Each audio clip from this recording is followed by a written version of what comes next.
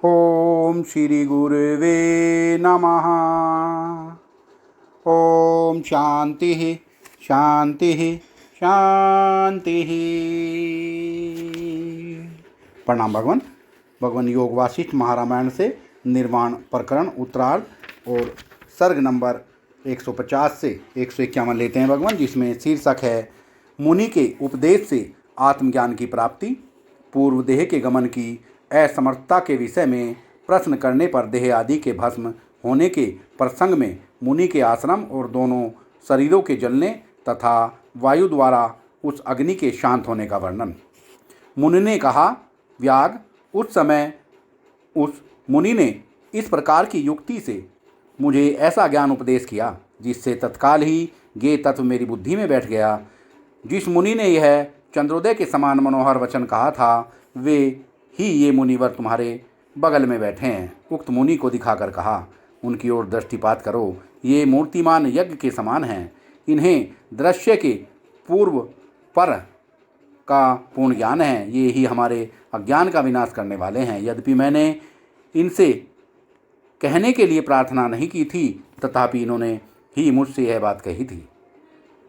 अग्नि बोले, विपिशित उन मुनि की वह बात सुनकर वह व्याग उस समय विचारने लगा कि यह स्वप्न दृष्टि प्रत्यक्ष कैसे हो गई।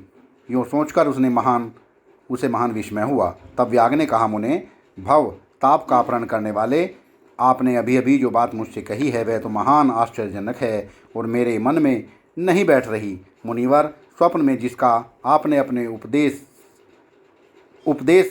उपदेशक रूप से वर्णन किया था, उन्हीं की जागृत में प्रत्यक्षता बतला रहे हैं और मैं ही उन्हें प्रत्यक्ष देख रहा हूँ, इसलिए मैं इसे परम विस्मय की बात मानता हूँ। मुनि बोले, महाभाग व्याग, तदंतर यहाँ मेरी कौन सी विस्मयजनक घटना घटी, उसका मैं संक्षेप में वर्णन करता हूँ, सुनो।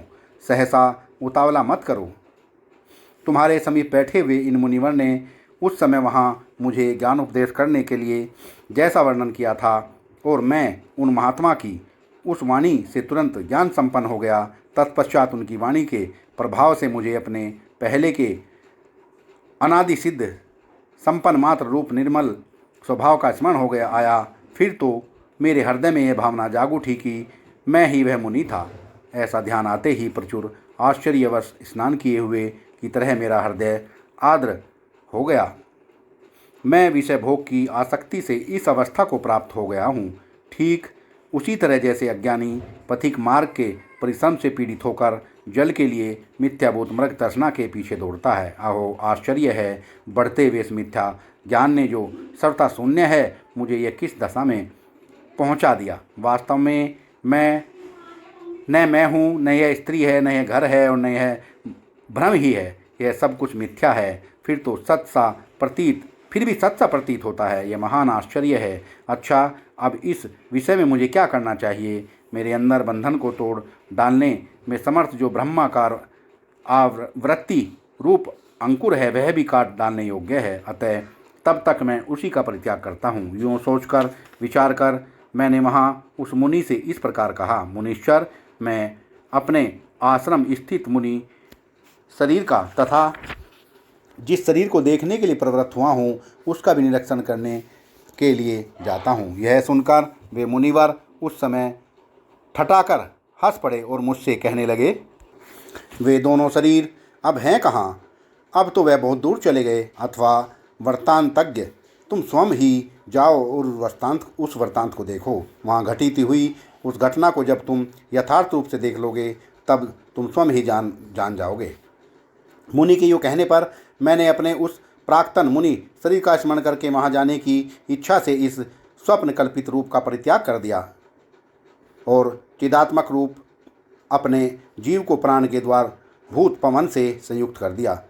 चलते समय मैंने उस मुनि से कहा, मुने, अपने प्राक्तन शरीर का अवलोकन करके जब तक मैं लौटता हूँ तब तक आपको यहाँ बैठे रहना चाहिए। यूँ कहकर मैं वायु में प्रविष्ट हुआ। तदंतर मैं बड़ी उतावली के साथ उस वायु रूपी रथ पर आरूढ़ होकर पुष्प की सुगंध की तरह उस अनंत आकाश में जाकर चिरकाल तक भ्रमण करता रहा, परंतु बहुत देर तक भटकते रहने पर भी वहाँ से निकलने के लिए उस प्राणी के गले का छिद्र आदि कोई मार्ग प्राप्त नहीं हुआ। तब मैंने मुनि के पास जाकर पूछा, मुनिराज, यद्यपि मैं स्थावर प्रंत अपने विस्तृत संसार मंडल में चिरकाल तक भ्रमण करता रहा, तथापि मुझे वह गले का छिद्र नहीं प्राप्त हुआ, इसका क्या कारण है? मेरे यों प्रश्न करने पर वे महाशय मुनि बोले, कमल नयन, तुम उस शरीर वृत्तांत को अर्थात उपदेश किए गए बिना ही स्वयं अपनी बुद्धि से कैसे जान गए? यदि योग से एकाग्र हुई बुद्धि के द्वारा तुम स्वयं ही इसका अवलोकन करते हो तो हाथ पर रखे हुए कमल की तरह तुम्हें उसका पूर्णतः ज्ञान है ही। तथापि यदि तुम्हें मेरे मुख से सुनने की इच्छा है तो मैं उस यथागतित वृत्तांत का पूर्ण रूप से वर्णन करता हूँ। सुनो, तुम अपने को जैसा समझते हो वैसा व्यक्ति जीव रूप नहीं हो। तुम तो समस्त प्राणियों के तप रूपी कमल के लिए सूर्य रूप कल्याण रूपी कमलों की खान और भगवान हरि के नाभि कमल की कणिका अर्थात हिरण्यगर्भ हो।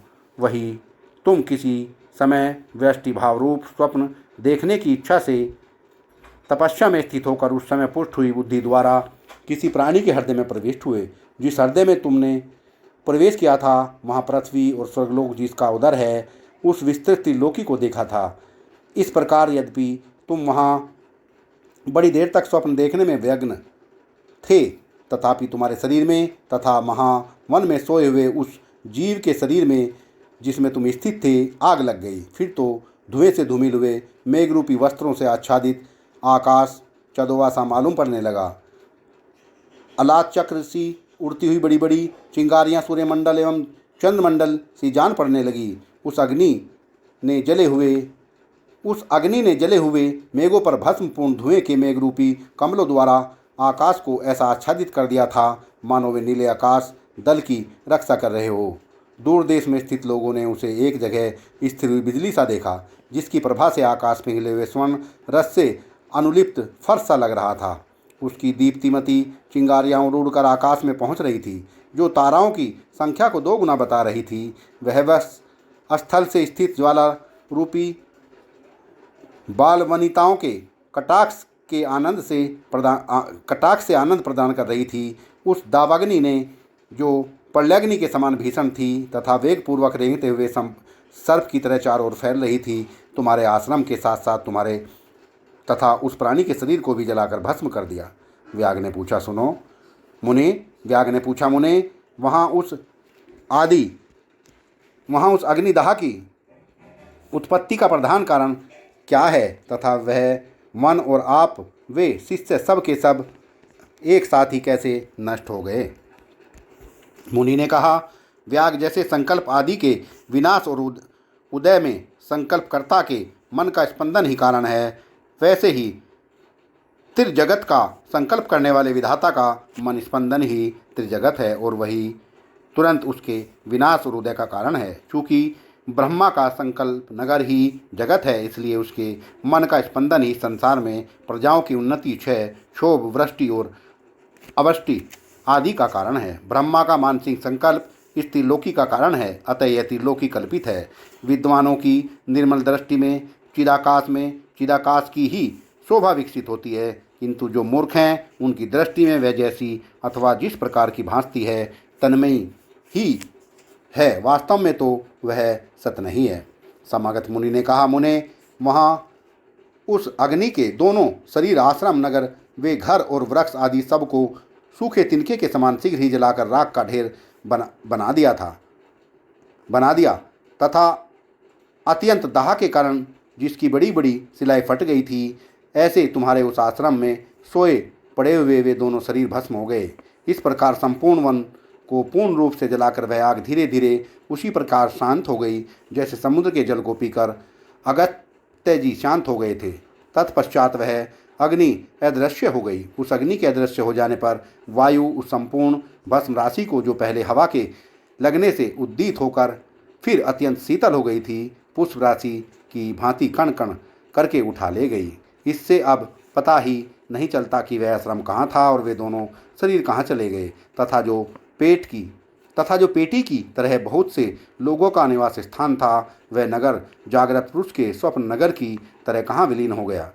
इस प्रकार जब तुम्हारे तथा उस प्राणी के शरीर का अभाव हो गया, उस समय तुम स्वप्न के भ्रम से ग्रस्त थे, परंतु इस समय तुम्हारी सम्मित ही स्फुरित हो रही है, इसलिए कहाँ बाहर निकलने का द्वारभूत उस प्राणी के गले का छिद्र और कहाँ तुम्हारा वह विराट आत्मा, अर्थात दोनों में महान अंतर है। क्योंकि ओज सहित जले हुए उस प्राणी का ओज सहित शरीर भी तो जल गया था मुने, इस कारण तुम्हें वे दोनों शरीर प्राप्त नहीं हुए, क्योंकि इस समय तुम जिसका अंत नहीं है ऐसे स्वप्न संसार रूपी जागृत अवस्था में स्थित हो।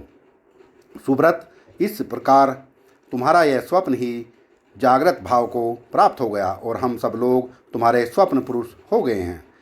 यूँ तुम हमारे स्वप्न पुरुष हो और हम लोग तुम्हारे स्वप्न पुरुष हैं, किंतु यह चिद आकाश रूप आत्मा सर्वदा अपने स्वभाव में ही स्थित है।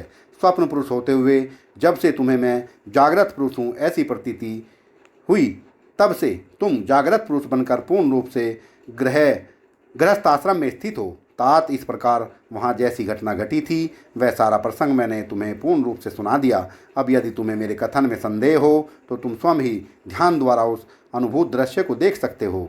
इस प्रकार जो आदि और मध्य से रहित है, जिसका रूप अनंत है तथा शरीर अपनी विकास अनासक्ति के उत्कर्ष से चंचल हो रहा है, ऐसा ही है संविदन घन ज्ञान स्वरूप चिन्मय आत्मा ही स्वयं अपने आप में अनेक शुभ अशुभ दृष्टियों के रूप में आकाश में फैले हुए सूर्य के सुनहले धाम की तरह विकसित होता है। सत्संग को विराम देते हैं भगवान। प्रणाम भगवान।